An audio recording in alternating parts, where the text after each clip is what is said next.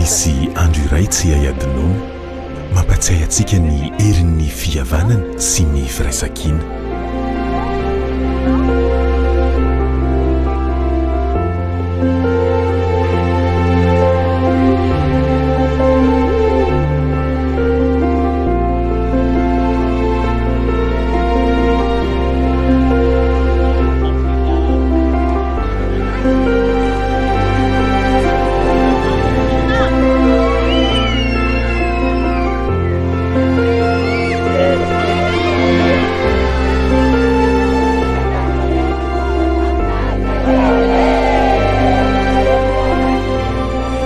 Tsika mitambatra no hery mampandroso ny firenena.